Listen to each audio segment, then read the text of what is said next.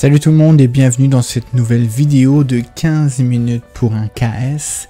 15 minutes, 1, 2, 3, 15, parfait. Le concept de la vidéo, très simple pour ceux qui ne le connaissent pas.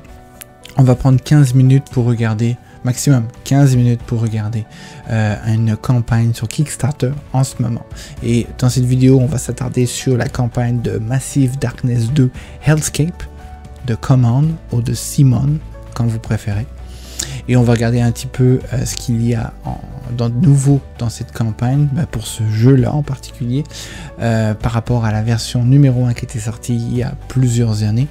Et on va pouvoir ensuite vite fait regarder en 15 minutes ce que ça nous propose et voir un petit comparatif de ce qui a été modifié ou ajouté ou amélioré. Et voilà. Donc j'ai un petit chronomètre, comme d'habitude, un petit chronomètre, 15 minutes. On va démarrer dans 5, 4, 3, 2, 1, c'est parti. Donc, Massive Darkness 2 Hellscape de Simon. Comme d'habitude, comme en fait le jeu précédent, c'est un dungeon crawler. En ce moment, au moment où j'enregistre la vidéo, il est à 1 897 000 Canadiens, ce qui correspond à 1,428 000 US. Et je vous laisserai pour les gens de l'Europe faire la conversion. Il reste 19 jours. Apparemment, ça pourrait aller vers 15 millions si ça fonctionne bien, vu le départ fulgurant des premières 24 heures. Mais j'ai trouvé que ça stagnait pour la deuxième. Ok, on a atteint les 1 million en moins de 24 heures et là, là on est à 1 428 000 pour la deuxième journée. Ça va moins vite. C'est pas grave. Ok. Cette fois-ci, le jeu sera disponible en français et en anglais. Ça c'est une des nouveautés de Simon. Depuis quelques jeux avant, depuis quelques Kickstarter récemment, les jeux sont disponibles en français aussi. C'est cool. Ils ont d'ailleurs fait une page pour la version française. Une page qui est simple et qui est la traduction en fait de celle-ci où les mises à jour ne sont pas affichées. Il faut regarder en fait sur la version anglaise pour voir les mises à jour.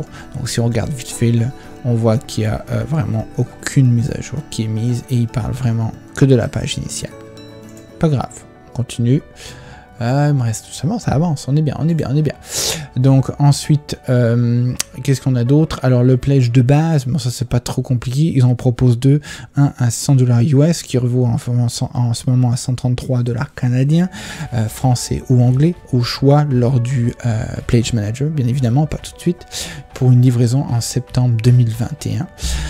Ça comprend le jeu, ça comprend le upgrade pack. Ça c'est le upgrade pack, c'est pour rendre vos héros de Massive Darkness 1 et les méchants avec compatibles et utilisables dans Massive Darkness 2. C'est cool, ça fait plus de monde et plus de personnages pour pouvoir y jouer. Ensuite, on a une contribution à 145 $ US ou 193 canadiens. Toujours le Evenfall Pledge.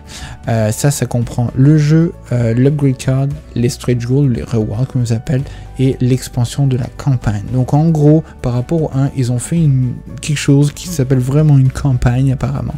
On va regarder un petit peu plus bas si on a le temps. Et c'est rajouté, donc ça vient pas de base, mais vous pourrez utiliser les 10 scénarios comme ça, parce qu'il y a 10 scénarios en fait dans le livre et vous pourrez les faire en mode campagne du début jusqu'à la fin avec une progression de vos personnages qui a été repensée pour que ce soit vraiment une sorte de RPG et donc une progression qui ait du sens en fait par rapport à avant où la campagne n'était pas extraordinaire et avait été critiquée si je me souviens bien. Donc ça, le seul petit que je trouve, c'est qu'ils auraient pu le proposer de base directement dans le pledge de base et pas en faire un pledge avec 45 $ US supplémentaires à payer. Pardon, mais vous allez voir en même temps plus bas qu'il y a des miniatures et des composants qui ont été rajoutés. C'est pas seulement un livre qui explique comment jouer les 10 scénarios en mode campagne. Donc sûrement qu'il y a des scénarios supplémentaires et il y a quelque chose de supplémentaire à faire, mais il n'y a pas de détails pour l'instant, il n'y a pas de rulebook disponible pour ça. Ça reste donc un dungeon crawler, pareil, on a des missions, des objectifs dans chacune des missions, du loot, faire évoluer nos personnages, rendre les méchants plus forts, rendre nos personnages plus forts, et essayer donc de battre toutes ces missions-là. Je pense que la rejouabilité va être un peu plus intéressante avec celui-ci par rapport au numéro 1 parce que en fait, si on regarde un petit peu plus bas, il parle de classes. Les classes ont été modifiées, je trouve, en tout cas par rapport aux premières versions. Ça, c'est pour moi un des changements que j'ai remarqué, c'est qu'il va y avoir une progression en fait des skills pour toutes les classes, et au lieu d'avoir simplement une sorte d'arborescence ou d'arbre qui disait bon, t'es niveau, un peu comme dans Zombicide, t'es passé tel niveau, est-ce que tu veux prendre plus un dé pour t'attaquer ou un truc pour nain ou un truc comme ça. C'est plus en fait un choix de upgrade de skills, et chaque classe est unique et a sa façon de jouer qui est différente en fait par rapport à avant. Donc là, c'est comme ça rend la chose unique en fait d'avoir une classe. Donc, chaque classe vient avec des composants et des choses spécifiques à elle, qui fait que quand tu rejoues et que tu as joué avec une classe du début jusqu'à la fin, tu rejoues avec une autre classe et ton style de gameplay va être complètement différent parce qu'il va voir tu t'appropries la classe, en fait parce que elle n'est pas identique aux autres. Et ça c'est cool. Donc ça c'est une différence que j'ai vue par rapport au numéro 1. Donc il y a 6 classes de proposer, les classiques. Il y a 56 mobs de base, donc 56 figurines on va dire. On peut retrouver en fait une diversité de 1, 2, 3, 4, 5, 6, 7, 8 choix différents. Mais comme dans le premier en fait, à chaque fois qu'on monte d'un certain niveau, on va avoir les mêmes monstres en fait qui montent de niveau eux aussi et qui vont être un peu plus forts à battre, mais ça reste en fait les mêmes monstres. Donc peu importe si on monte de niveau, c'est toujours les mêmes monstres qu'on a dans les 3 paquets de niveaux et ils sont juste plus forts. En espérant que la campagne débloque plus encore de variété de monstres, ça aurait été cool pour rendre ça plus diversifié et plus rejouable selon moi. Des roaming monsters, ça ce sont des gros monstres en fait qui peuvent se promener. Pour l'instant il y en a 4. Qui est cool. Les miniatures comme d'habitude sont magnifiques, ça c'est du Simon, je trouve qu'avec le temps et les années c'est de mieux en mieux au niveau du détail, ça c'est vraiment cool. Et on a 2 boss, alors le 2 boss je sais pas quand est-ce qu'ils arrivent, mais on a l'Archangel Michael et on a The Reaper, ça c'est cool, elles sont vraiment énormes aussi les figurines et elles sont vraiment belles. Toutes les composantes par classe aussi, donc ça c'est pour une des classes, une autre classe, ça c'est une autre classe, le paladin, donc chacun a ses en fait composantes, les tuiles, des sacs, ça j'aime ça, des dés, sûrement que ça va se transformer en plastique, le Darkness Track and Marker, donc le Darkness, plus on prend de temps, plus il y a des embûches qui s'ajoutent en fait dans notre progression et ça devient de plus en plus dur on va dire. Ils ont aussi changé quelque chose au niveau des armor sets, ça on peut par exemple, il y a des kits d'armure qu'on peut avoir et quand on a tous les morceaux ça nous donne des bonus supplémentaires, ça c'est cool. Et aussi le côté Darkness. Alors le côté Darkness, en fait, quand on est dans le Shadow plutôt, les pièces sombres ont été revues un petit peu pour qu'elles soient plus visibles, on va dire, ou plus faciles à distinguer. Et la chose qu'ils ont rajouté, c'est que chaque classe a aussi une habilité spécifique quand elle attaque dans l'ombre. Donc il y a un dé supplémentaire qui est rajouté quand on attaque dans l'ombre. Quand on le lance en fait, on peut avoir un bonus supplémentaire et surtout une attaque spéciale de notre classe qui fait en sorte qu'on devient encore plus puissant. Ça c'est cool.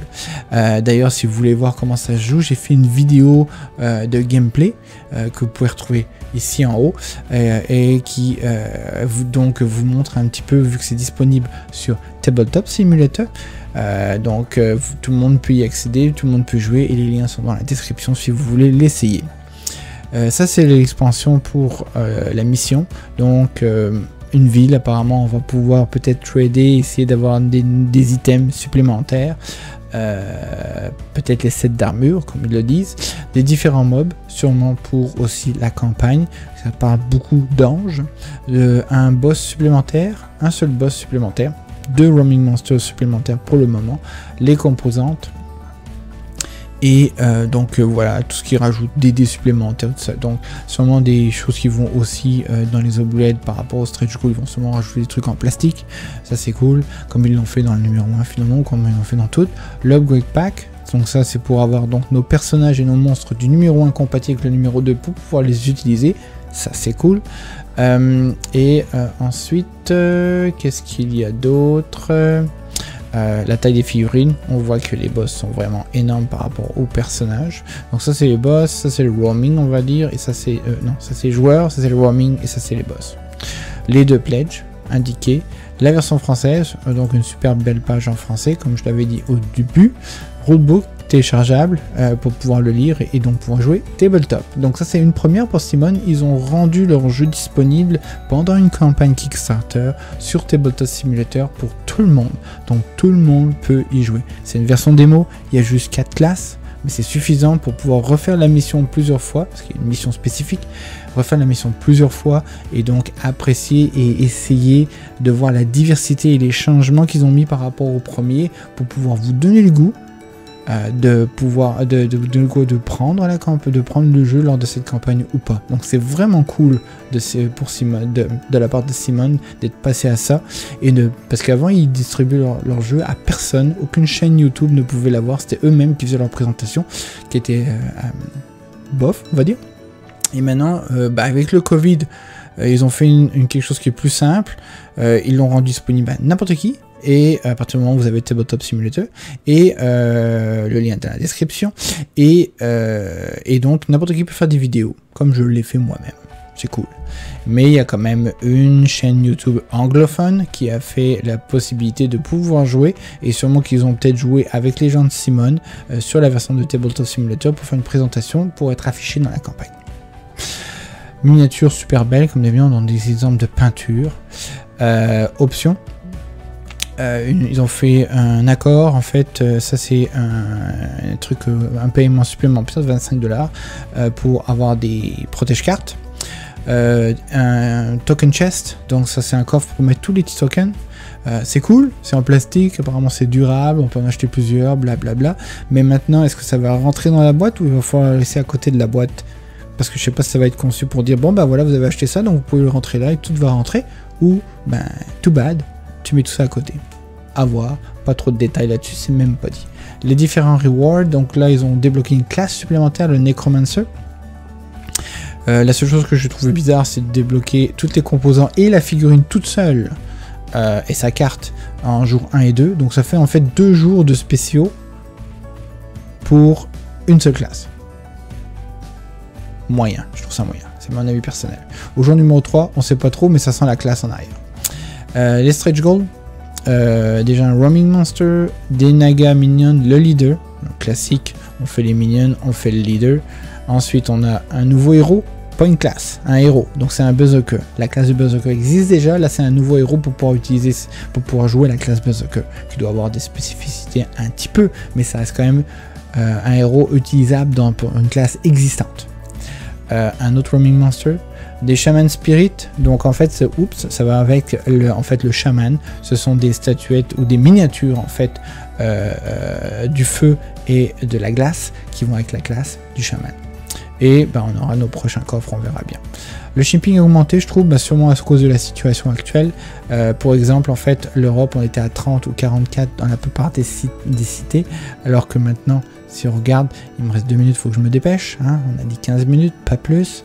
Si je regarde vite fait, pour l'Europe, en fait, on avait, pour la majorité, est-ce que j'ai la France toute seule? Non. C'était 15 à 30, ou 10 pour la Germanie, et 15 à 30 pour la plupart. Et maintenant, c'est 30 à 44, c'est vraiment cher. C'est pratiquement un tiers du prix, si je dis pas de bêtises. Et le Canada, c'est 20 à 42, alors qu'à l'époque, c'était 10 à 20. C'est vraiment cher, mais c'est sûrement la situation actuelle qui fait que il me reste 2 minutes. Donc, moi, ce que j'en pense, en fait, pour l'avoir essayé, je l'ai trouvé cool. Je sais pas si je le prendrai, par exemple. À voir. Je suis pas convaincu. J'ai aimé le premier. J'ai pas fait toutes les missions, vraiment loin de là. J'ai beaucoup aimé le premier. Donc, je vous pose la question finalement. Est-ce que le Kickstarter ou le jeu vous intéresse? Dites-moi dans les commentaires, ça va créer une discussion entre nous, ça c'est cool. Faire un petit like sur la vidéo aussi, je vous laisse donc en discuter. Faire un petit like sur la vidéo pour la visibilité. N'hésitez pas à partager cette vidéo sur les réseaux sociaux, vous savez comment ça marche en 2020 maintenant, je n'ai pas besoin de vous l'expliquer. Il me reste 1 minute, je pense que j'ai fait le tour. Si j'ai oublié quelque chose, n'hésitez pas. Si je me suis trompé, n'hésitez pas à me le dire. Comme je vous l'ai dit, vidéo de gameplay que j'ai faite est disponible quelque part dans cette vidéo pour pouvoir la retrouver facilement. Sinon, je vous pose la question. À qui de jouer? A plus.